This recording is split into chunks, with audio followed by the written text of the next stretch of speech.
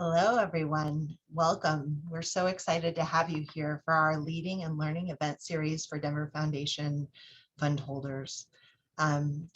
Very, very pleased to see you. We know we have a lot of friends in the audience, so we're going to have a great conversation today. Just a few housekeeping logistics. The session is being recorded, so you know what to do around that. Closed captioning and subtitles are also available in this meeting. So if you'd like to use closed captioning, just go down to the bottom and click on the little part that says CC. You can also choose to show the full transcript if you prefer. Everyone will be muted for the presentation, but you're welcome throughout the presentation to submit questions in the Q&A box. And we'll get to as many of those questions as we can as we get to the end of the presentation. I'd now like to turn it over to my colleague, Javier Alberto Soto, who is the president and CEO of the Denver Foundation. Javier. Thanks very much, Dace, and thank you all for joining us today. When we launched the strategic framework a few months back, we shared a new vision for the work of the Denver Foundation. As you know, the foundation has been serving this community for nearly 100 years, and we're proud of the unique role that we've played, working in deep partnership and relationship with our fund holders and donors, and deploying our deep knowledge of this community to advance solutions for the problems we face. The strategic framework envisions a Denver Foundation that aspires to be a learning organization, not a knowing organization. And we seek to involve our community and our partners on this learning journey to co-create solutions to the challenges we face. It's only then that we can be a leading organization, an organization that deploys all of its resources to implement those solutions through financial investment and policy advocacy.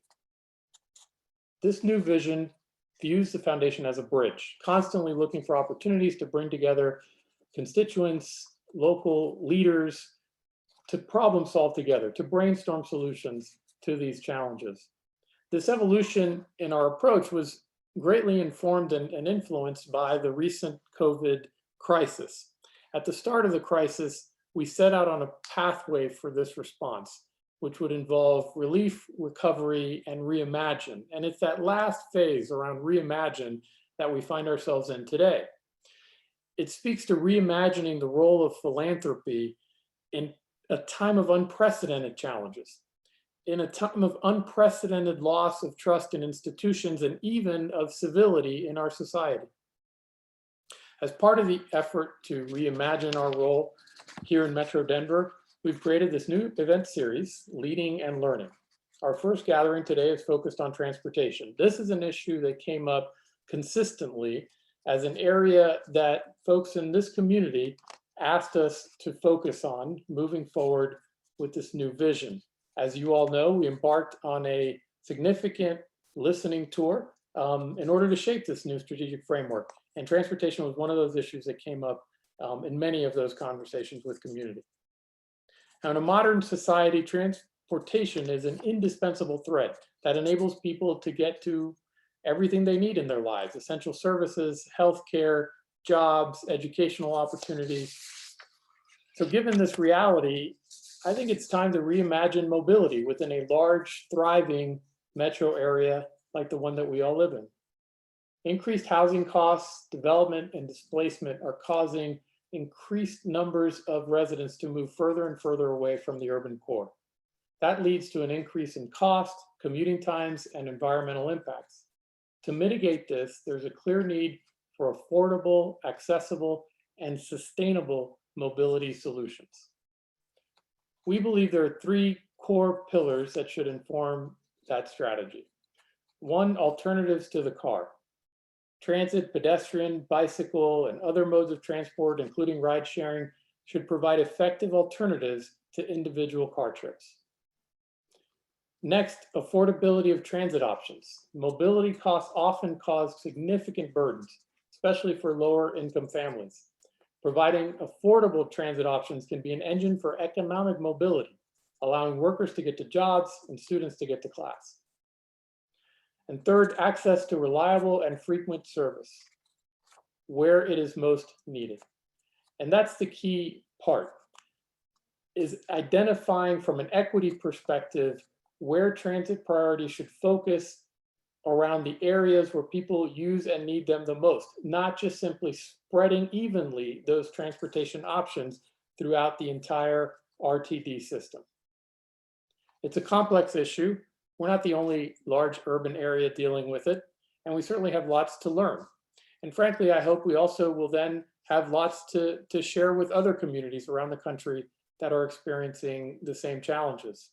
I'm grateful to our guests who have a tremendous amount of expertise in this area and who are here today to share that expertise and knowledge with you all. So to get the conversation started and introduce our guests, I'm going to turn it back over to our Chief Impact Officer, Dace West. Wonderful. Thanks, Javier. And I would invite our panelists to join me as well on screen. We have two really wonderful people with us today. I've had an opportunity to work with both of them over the years, and their expertise in this area is unparalleled. So really thrilled to have them here working with the Denver Foundation. So the first is Deyanira Zavala. She is the Executive Director of Mile High Connects. And as you saw in your materials, she's dedicated her career to supporting Black, Latinx, and immigrant communities in building pathways to community asset and wealth building. She serves as a governor appointee to the Rtd Accountability Committee, on the Reimagine Rtd Community Advisory Group and All in Denver Board, as well as the Denver COVID-19 Mobility Task Force. Our other panelist is Shontel Lewis, who is the District B Director of the Regional Transportation District. Shontel is a Colorado native, an advocate of social equity, and a long-term community leader. She currently serves as Vice President of Equity, Inclusion, and Diversity for the Colorado Coalition for the Homeless, and chairs the Civil Rights Committee on the board of the Regional Transportation District. So I'm going to just start by asking each of you to give a little bit more color to your role and your background in working on the issues of affordable and accessible transit. And why don't we start with Deya? Maybe just tell us a little bit more about how you've worked in this area. Thank you, Dace. And thank you to the Denver Foundation for hosting me. I have had the pleasure of working in public transportation and transit advocacy really since joining the Mile High Connects team. And I personally have Dace to thank for that as the previous executive director of Mile High Connects. But Mile High Connects as an organization has a long history of working at this intersection between transit advocacy, affordable housing, and overall economic opportunities in the Denver metro region. My role in transit advocacy really started in 2016 when I joined the team to specifically lead our affordable fares work, which was a 5-year-long effort to realize an affordable transportation system in the Denver metro area for low-income folks. Really opening up opportunities for community residents who were experiencing expensive transit and giving them the opportunity to now buy transit passes at a reduced fare to get them to and from work, to and from hospital visits and other opportunities. More recently with Mile High Connects, I've had the opportunity to engage with the governor's appointed Rtd Accountability Committee and really opened, I would say, a new perspective into how does RTD operate, and really bringing the voice of community to this governor appointed table to ensure that we're centering residents that ultimately rely on transportation the most and need transportation to get to and from critical appointments. So thank you again for just inviting me to speak on this. Thanks. Shontel, same question to you. Talk a little bit about your work and how you've been approaching affordable and accessible transit. Sure. So Shontel Lewis, thank you so much for having me. Always excited to participate in these discussions and conversations as I learned so much from them. I actually am a Colorado native, as you mentioned, and I grew up on public transportation. And so when I was younger, we were bused from our neighborhood in 5 Points to a neighborhood that was about a 45-minute bus ride, or school bus ride, excuse me, from our home to get us to school. This is around the time of busing, when you had the option to bus, when it was enforced. And so my mom, believing that the resources in another neighborhood really had better, the schools in other neighborhoods had better resources, she elected to bus us to these different schools. And my mom was often off dealing with the ills of poverty. And so the kids, us, were responsible for getting ourselves up for school. And sometimes, as kids do, we would miss the bus. And we had a neighbor who lived around the corner, and he would take us to school. But if he wasn't home and we didn't have the 10 cents to get on the bus, which was a 3-hour bus ride, and we had multiple transfers as elementary school students, we didn't go to school. And so at a very young age, I became aware of what it meant to provide access and what barriers existed to that access that folks might provide. And so I've really carried that understanding from my childhood into my teens, into my adulthood. I utilized public transportation as an elementary school student, middle school student, high school student, and then actually had the opportunity to work for RTD as a transit equity specialist for some time, where I worked in Title VI, which was did a lot of great work. But during that time, I realized that the issues that were still the issues that I faced as an elementary school student or even a middle school student in terms of multiple, having to take multiple bus routes, having really long bus rides, that those things still existed.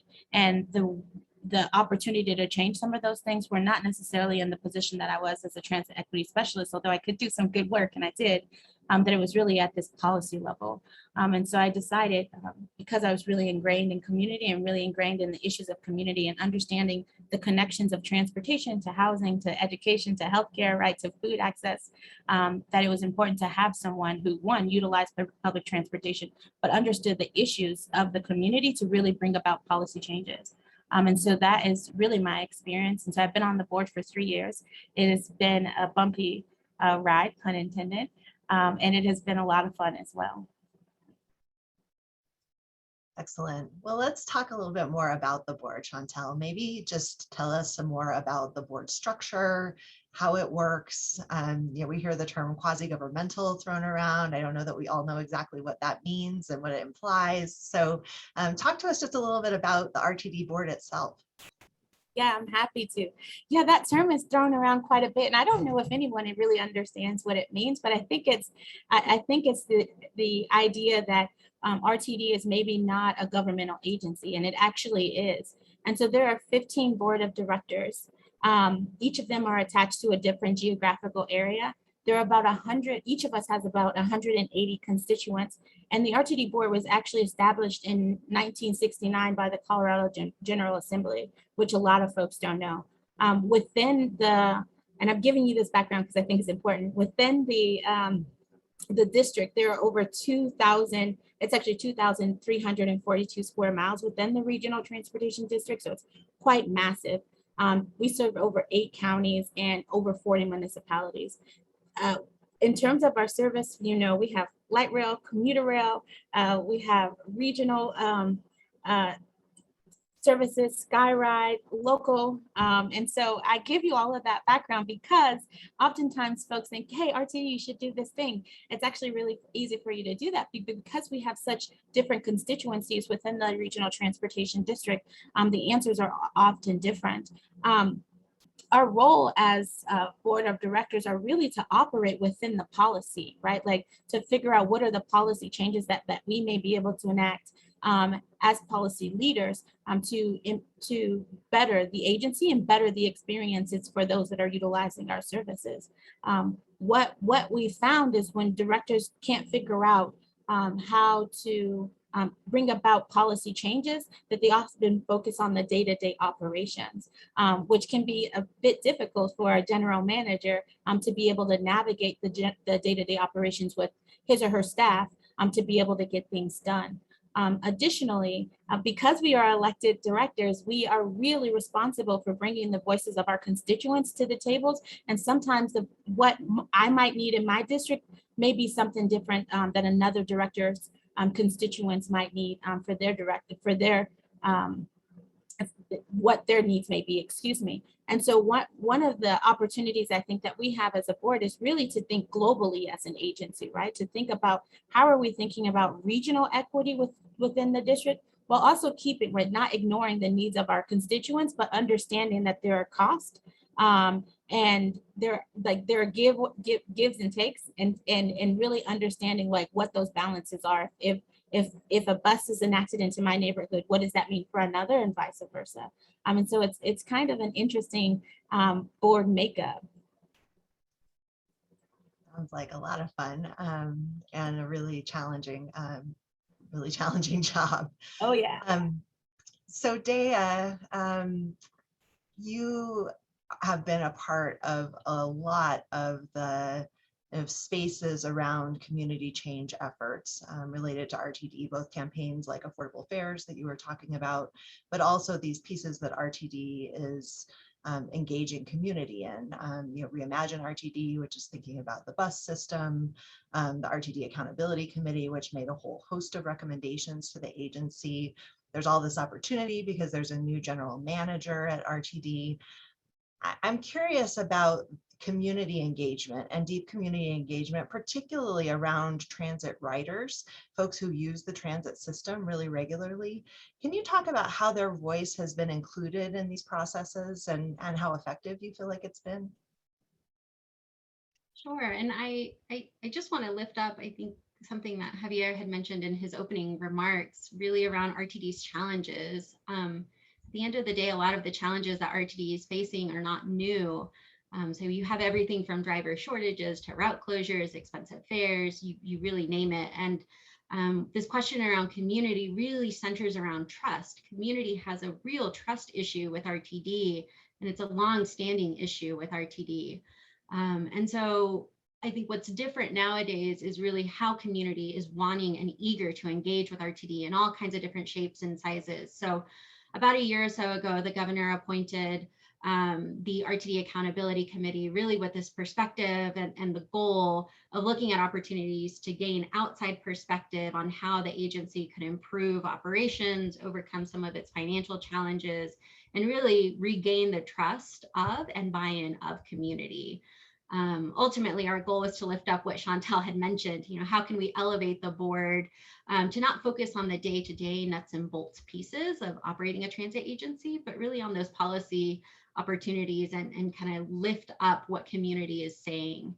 So through the Rtd Accountability Committee, Mile High Connects really supported this external body with creating equity assessments for each of the recommendations that came out of the committee itself. We really believe that this creates a framework for RTD to then work from.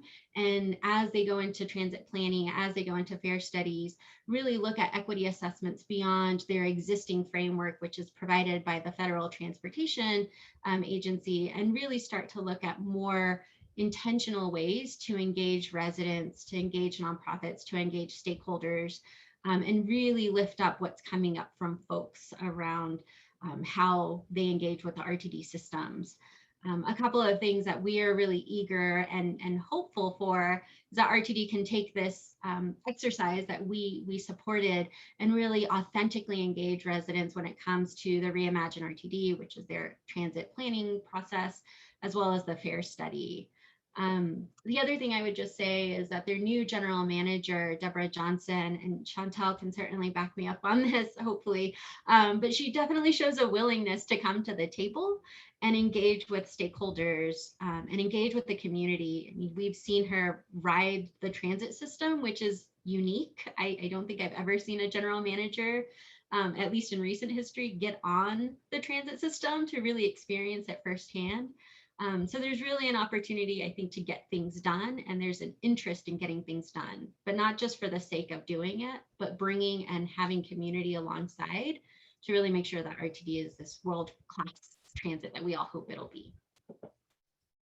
Shontel, do you think the equity assessments that Dea was describing for the individual recommendations from the Accountability Committee are something that has the opportunity to rise up to a policy level for the board, or what would need to happen to make that a reality? I think there's always an opportunity to have that rise up to the policy level. I think one of the things that one of the opportunities that we have as a board is to get clear on what we mean by equity, right? And creating that shared definition on what we are saying when we say we'd like to have an equitable transit system. What does that look like in terms of our budgets? What does that look like in terms of how we allocate our resources? And what does that look like in terms of customer experience? And ensuring that that is a value, right? A shared value of the board. I think there's always opportunity.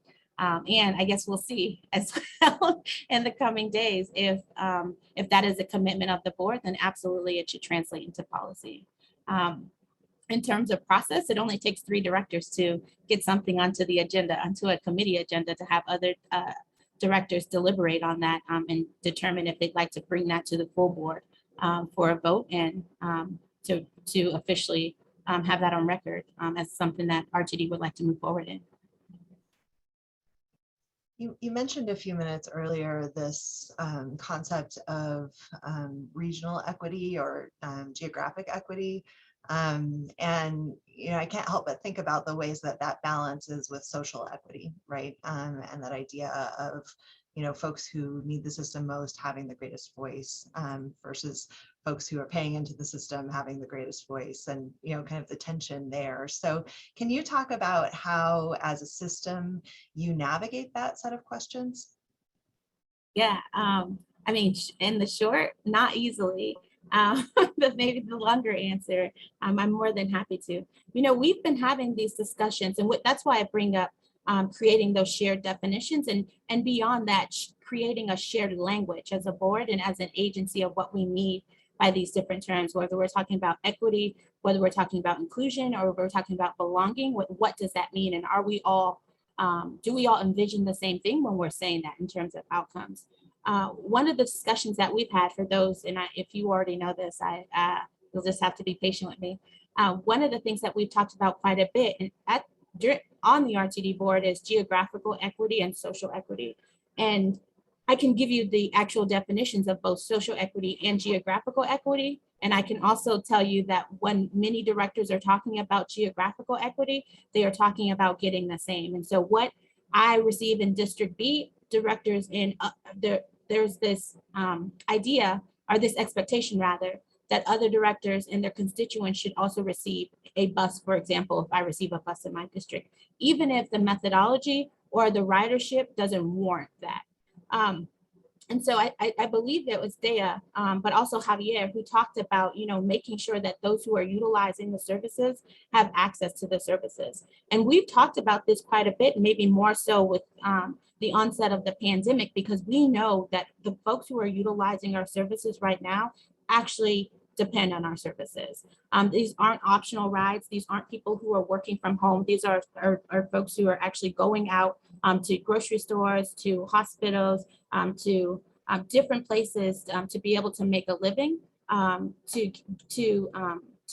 take care of themselves. And so those are the folks who we really need to focus on. I will say, when we talk about social equity, it's really this commitment to fairness, justice, and equality in the formulations of public policy, right? That's what I'm talking about when I say social equity, and that's the definition by nature.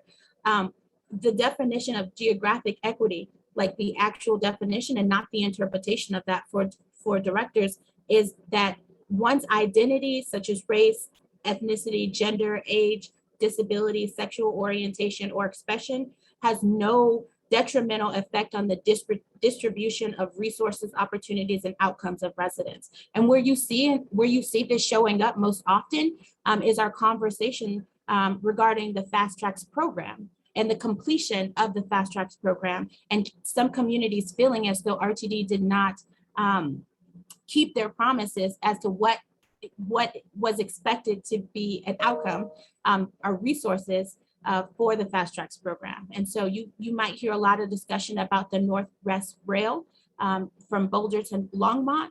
And most recently, and we'll be talking about this in August, and so tune in if you're interested in this discussion, if we would allocate $12 million to do a feasibility study, because our last feasibility study was back in 2014, if we'll allocate $12 million to be able to see if we might be able to build a train, with the understanding that we actually don't have the money to do so, even if it is feasible.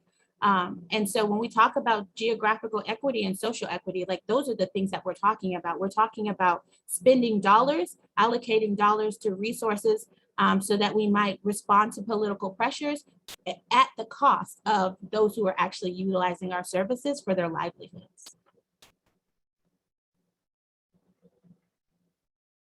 I think you're on mute.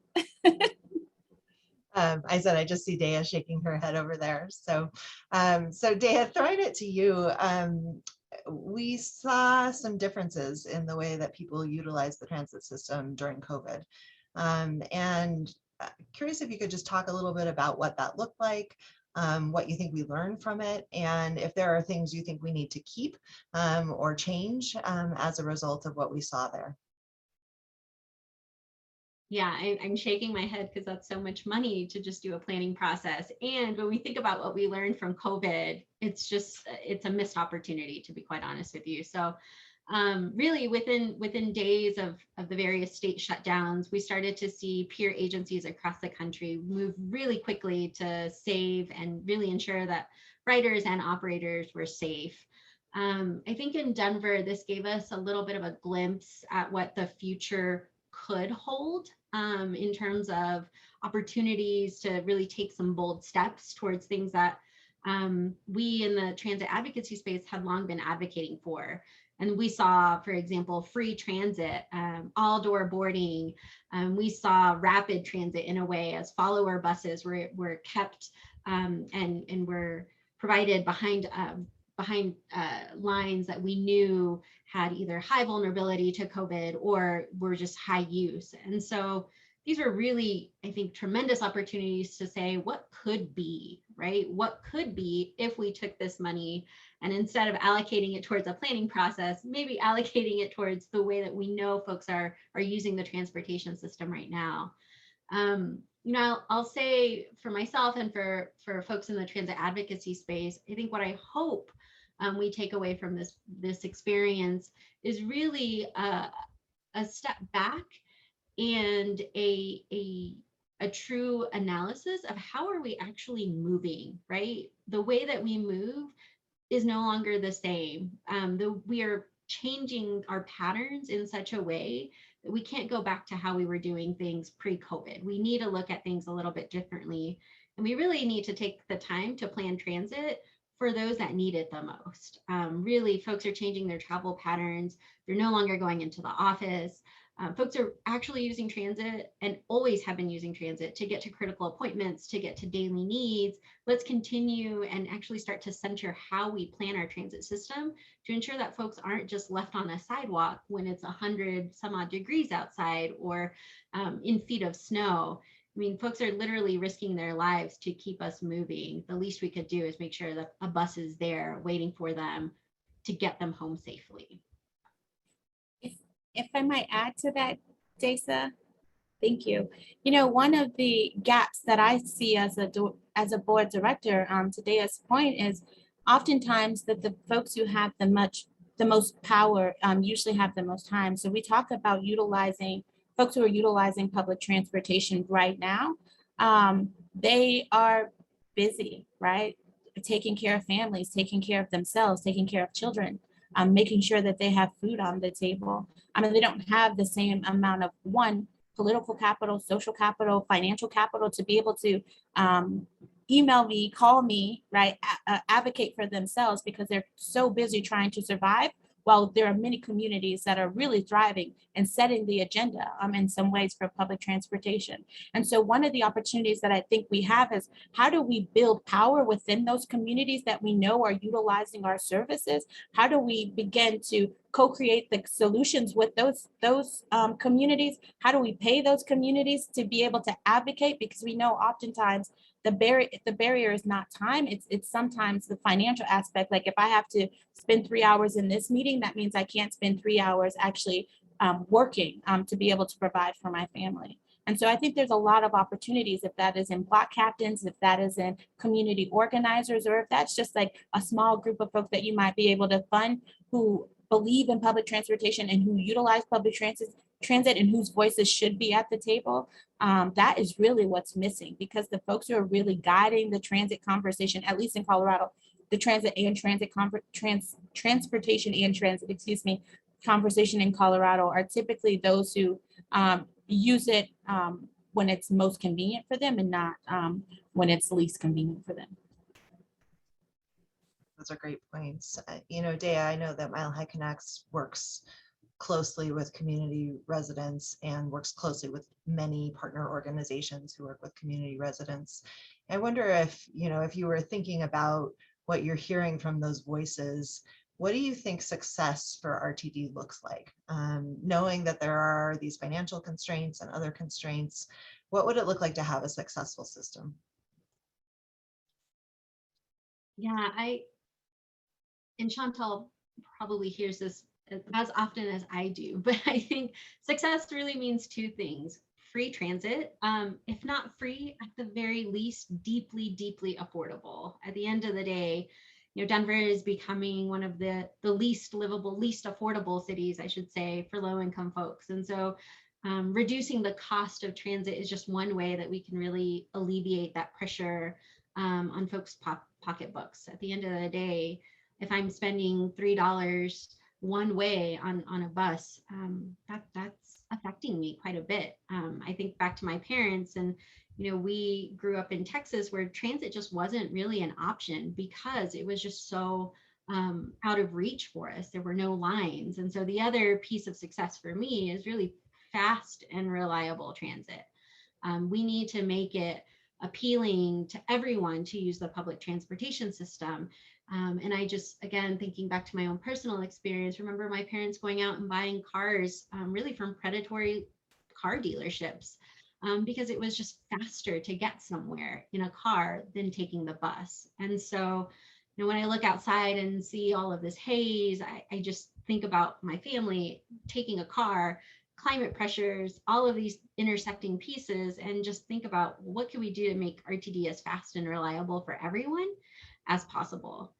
The other thing I'll say is, like, one thing I'm hearing from advocates, and Shontel touched on this, is like, we cannot spread the peanut butter too thin. I mean, at the end of the day, we've got 2,000 some odd square miles in the RTD district. Not every square inch is going to get transit. So let's really just make sure that we're focusing the transit system on those that ride it, those that write it reliably and absolutely need it to get to and from places the most. At the end of the day, we can't do any of this without community at the table. So I think, just to circle back around to Shontel's point, we really need to think about how to stipend and ensure that residents have the ability to participate at these various convenings that RTD is putting on, that it's available to them in the language of their choice, in their heart language, and that we're making this whole thing, this whole system, as approachable as possible so that residents can continue to live the lives that they want to live. Thanks, Daya. Shontel, kind of a similar question to you before I turn it to audience questions. I mean, thinking about the future of RTD over the next 5 to 10 years, what do you see as the future of transit and the agency? Yeah, I mean, Daya did a wonderful job. That's exactly right. I think about justice and accountability, right? Within the agency, within our structures, within our policies and our processes. One of the opportunities that we have is to really think about, like, how do we utilize targeted universalism to go about bringing the changes that we need within the agency for different communities, right? Recognizing that we all have the same goal, and that might be ridership, or that might be user experience, or that might be balancing the budget. And you can have different ways in which you get there for specific communities.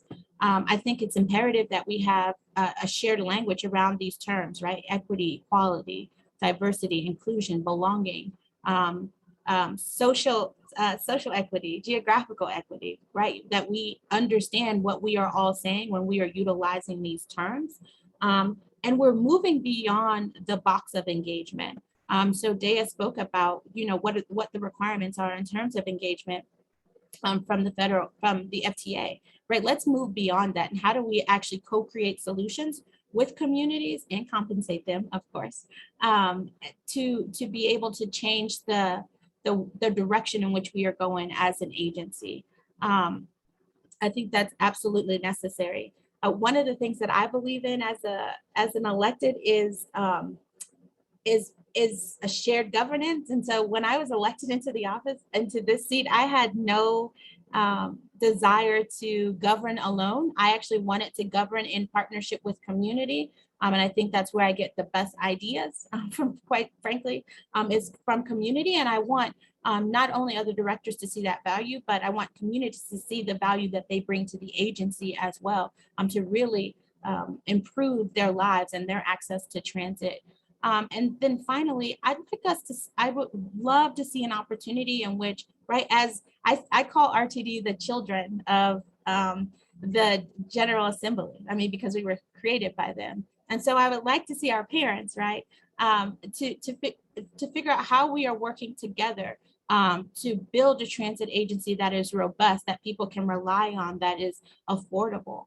While I have a great appreciation for the recommendations from the Accountability Committee and even many of the other things that are happening at that level of government, what RTD needs is committed funding. And so what you've seen with this large transportation bill that the governor recently signed, it was absent of allocating any money to RTD, which is the largest transit agency in the state of Colorado, right? And so if we believe in climate justice, right, like how we allocate our dollars at the state level really has to match with the things that we are saying and what our philosophies are in terms of how we appreciate our communities and what we want for our environment and our communities. And so those are a few ways. I could really talk on forever, but I'll stop because I imagine there might be some audience questions. There are, but we would love more audience questions. We're always really curious to hear what's on your minds. So please drop anything that's going on in your head right now in the Q&A, and we'll go ahead and get started with the questions that we have. This first one I think is a great one, and one that people ask a lot about, which is, you know, if we're not doing things like building out the rest of fast tracks, putting buses in places where people aren't riding, how do we ever increase and grow our TUD ridership? And, you know, thinking in particular about, for example, the suburbs where there's great opportunity to reduce carbon emissions. So how do you think about that balance? That's a really good question, and I appreciate the question about building out ridership. You know, one of the things I think the way this question is often presented is that it's this or that, and it's not necessarily this or that. It's both and, right? We have services within RTD that are within the suburbs that have phenomenal ridership.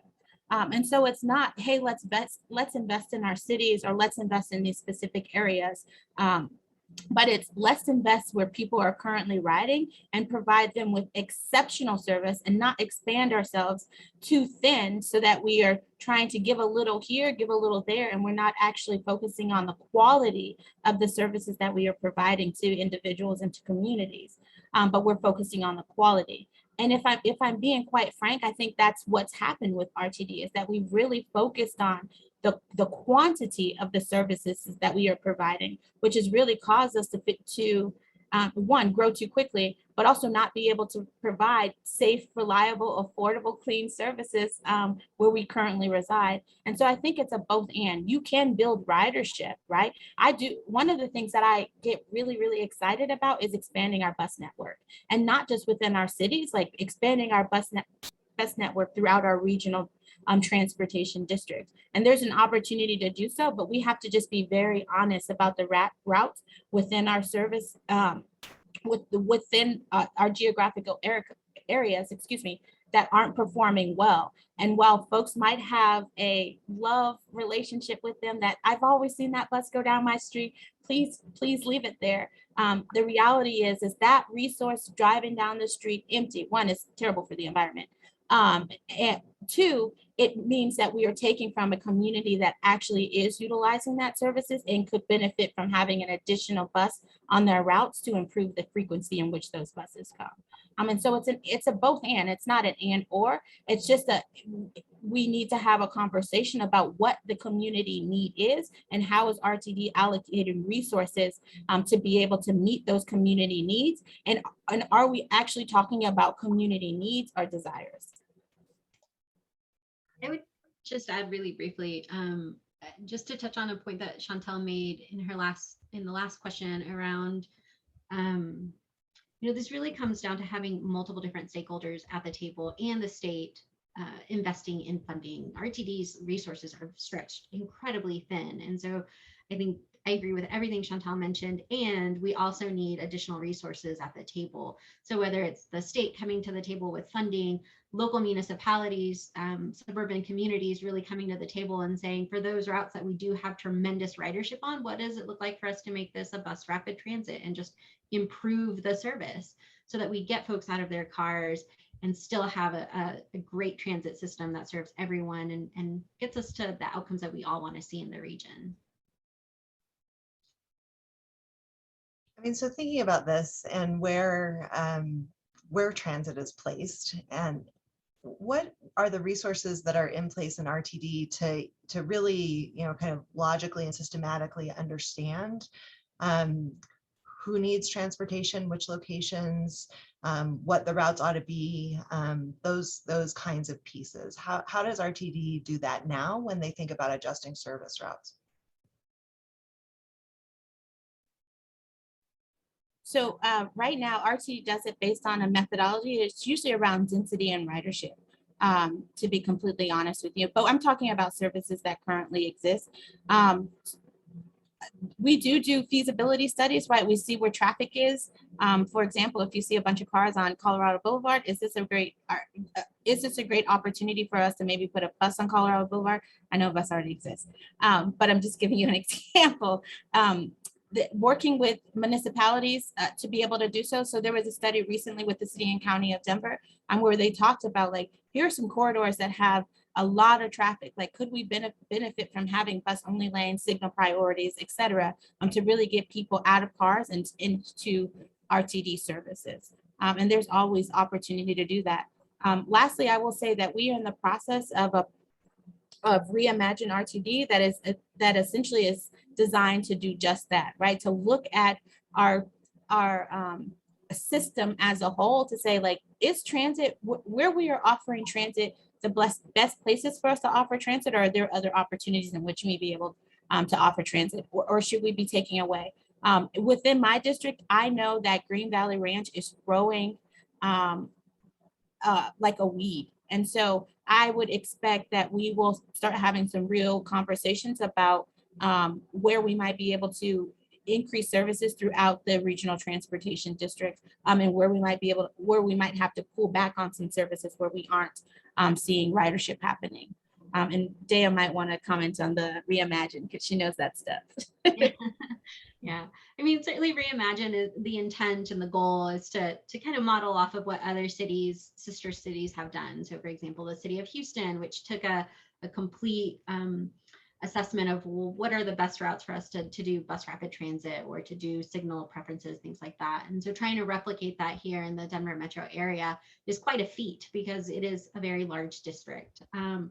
But I wouldn't say it's impossible. As Shontel mentioned, the city and county of Denver did their own analysis. There's currently studies happening within Adams County along the Federal Boulevard corridor, really looking at multimodal, so different types of public transit and different types of ways of moving people.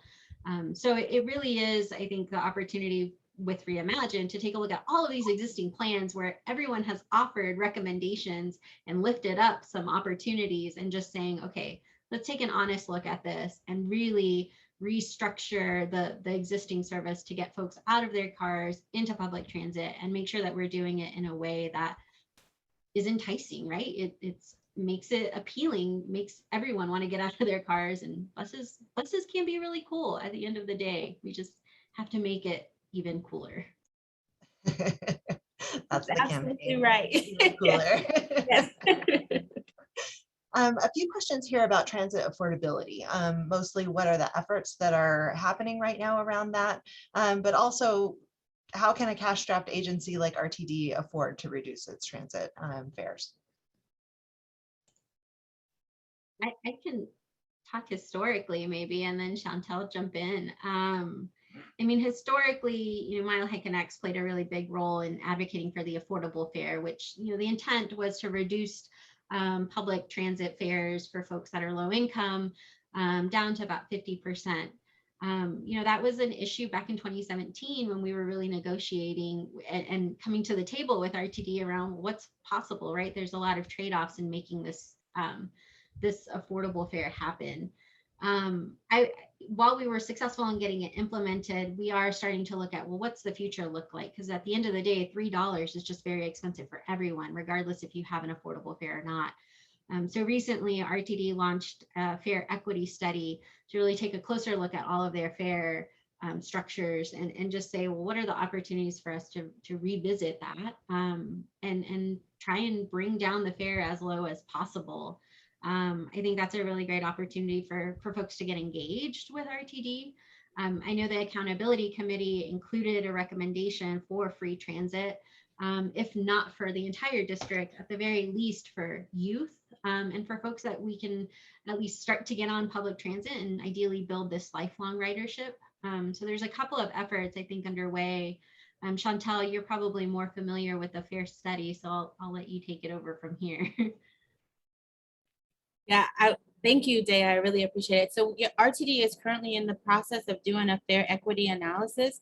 So it turns out that, and Day can speak to this, that we haven't done a fare equity analysis, I believe since 2012. And so it's been some time. One of the things that we hear about our fares, in addition to our fares being too expensive, is that they're very complicated. And so you have monthly passes, youth passes, you have the LIVE program, you have discounts for our seniors. You just have a myriad of discount programs that you have to navigate. So one, it's hard on the riders, and two, it's hard on our operators because they have to keep up with all the different kinds of discount programs, and all of the passes look different, literally every single one of them. And then you add on to that our monthly passes actually change every single month, and so those look different every month, and our operators have to keep up with them. One important thing to talk about when we talk about fares, and I am a proponent of free fares, is that we have to figure out in terms of how our budget, in terms of our budget, is how do we replace the monies that we do collect from fares. Now, this is old information that I'm utilizing because COVID has really changed our ridership, and so we don't see the same number of folks who were riding our services in the past that can contribute to our fare revenue. Nonetheless, the last time we had a conversation about this, it was over $150 million that we collect, per year for fare revenue. I think it was actually like 160 million, right? So that's a discussion that we can have. That's a discussion that we must have when we talk about free fares, because I think folks just think, oh, you can just click a button, there's free fares and people can get into it. I think there are ways in which we can scaffold free fares, right? Like maybe we offer free fares to students. And I say students, I mean folks who are 18 and younger, right? That's one way we might start. To bring the General Assembly back into this conversation, because I think sometimes that folks don't realize that the state actually could play a larger role in providing the resources that we need as an agency who's really cash strapped to be able for us to do these things. So the Accountability Committee provided these recommendations, but there aren't dollars allocated necessarily to these recommendations. And so they're phenomenal recommendations, but it's like, what money are we going to be able to do this with? One way in which we could do that is to have the state provide a subsidy or to provide dollars that could be used as a subsidy to subsidize fares for certain populations within our district. And so it could be students, it could be low income communities. You could name, it could be our seniors, really you could name the populations that this could benefit. That money could be allocated directly to RTD, or that money could be allocated directly to something like Dr. Cog, for example. And RTD could then apply for that funding to be able to use that allocation. One of the things that I always say it, and I'm probably going to start some trouble here because folks don't like to talk about Tabor, but I think we have to have a conversation about Tabor in terms of like, how do we get more money to be able to do some of these things? Is Tabor impacts RTD pretty significantly. And so if RTD were one, did not have to adhere to, or was restricted rather, from Tabor, we'd have more money to be able to use to putting services out, right, or to building our infrastructure within the transportation district. We could also, so we collect money, sales tax, 0.6% and 0.4%. For our base and our fast track system. If those two were combined into a 1%, because right now as it stands is you can use the fast track money for fast tracks projects, and you can use the base money for base, which is like things that existed before fast tracks essentially. If those were combined into a 1% sales tax that we collected, it would give us the opportunity, and we debruce that, it would give us the opportunity to allocate resources based on how we knew we needed to spend those monies, instead of allocating resources based on this box that we've been put in from this legislation, essentially. And so those are a few things that we might be able to do to be able to offer free fares. But I'm down for it. It's just, it really goes back to, like, how do you create this vision for folks to say, oh, I can see myself on public transportation. It's sexy, it's affordable, it comes often. I'm not standing outside in the snow for 3 hours. I'm not making different transfers. I think we have to do a better job, and I say we directors in RTD, of selling transportation as a means of transit, and not like, oh, I'll just do it because it's the only thing that I can afford, but I'll do it because it's much faster. I don't have to sit in traffic. I have the opportunity to sit down, read a book, and do some work, and it takes me to where I need to go without it being an inconvenience. Thanks, both of you, for answering that question. So last question for you before we close it out. Talk about how the people joining this call might be part of moving the needle on transit equity.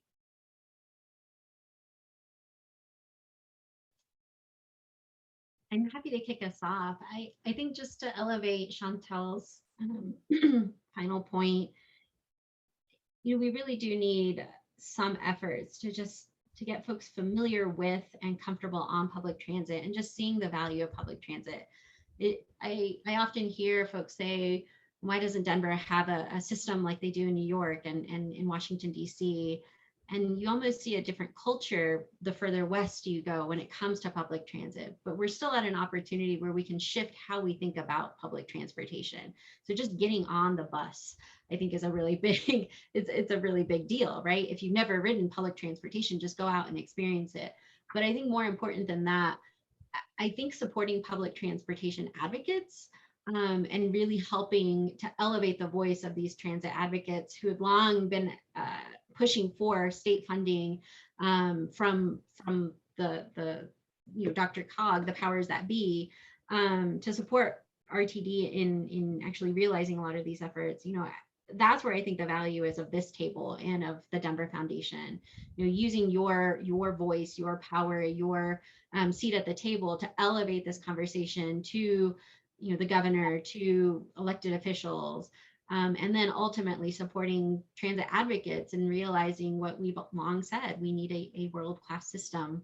And then, of course, to put a plug in for Shontel and her amazing work. I mean, just engaging in the community tables that each of the directors, or some of the directors at least, are starting to convene, and bringing your voice to that conversation.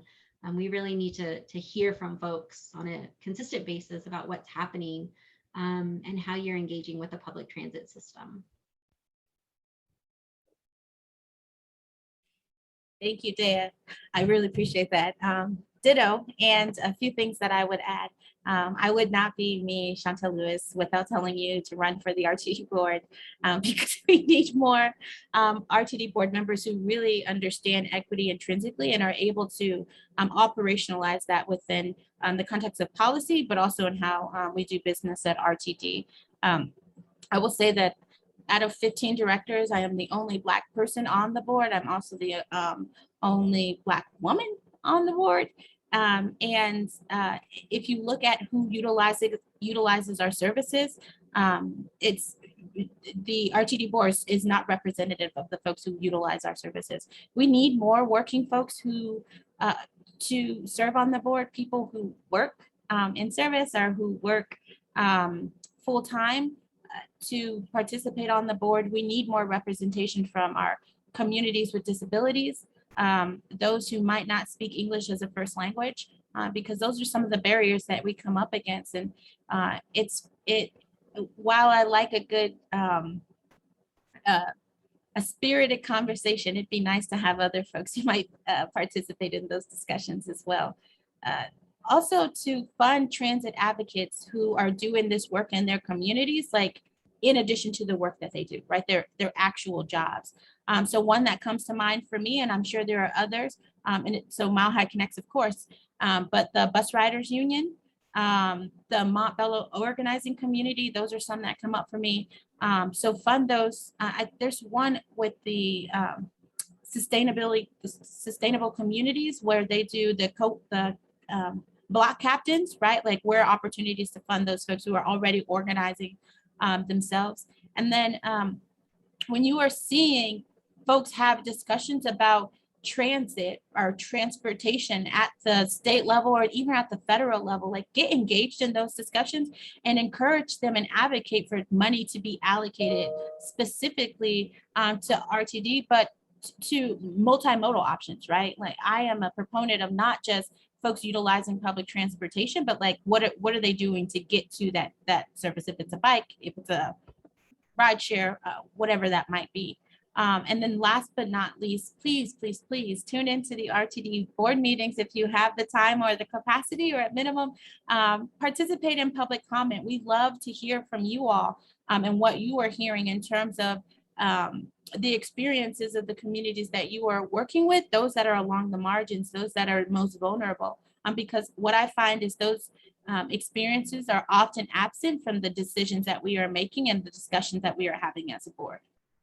A very quick plug, if you are not able to make the Rtd board meetings, following either myself or Shontel on Twitter, you will get a very similar experience. We tend to live tweet those. She's right. But it'll be more exciting, I promise. So just do the Twitter feed. Thanks, everyone. Let's all silently applaud furiously for our panelists. That was really wonderful and just so much great information. Thanks to all of you for being a part of the conversation. The Denver Foundation is engaging in lots of different ways, from providing eco-passes to all of our employees, to funding organizations who are doing great work around transit and transportation.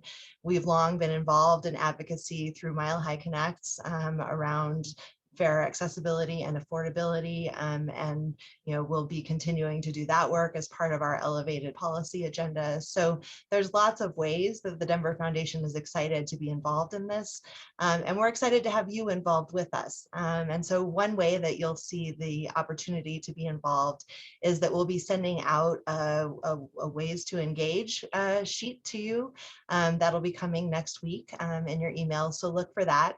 Lots of good little tips and tidbits around further learning and getting involved. And then we also invite you to come back and spend some more time with us in this Leading and Learning series. Our next session is on September 2nd, and it will be focused on our issue area of education. So with that, I'll close us out and just thank you all very warmly for being with us again.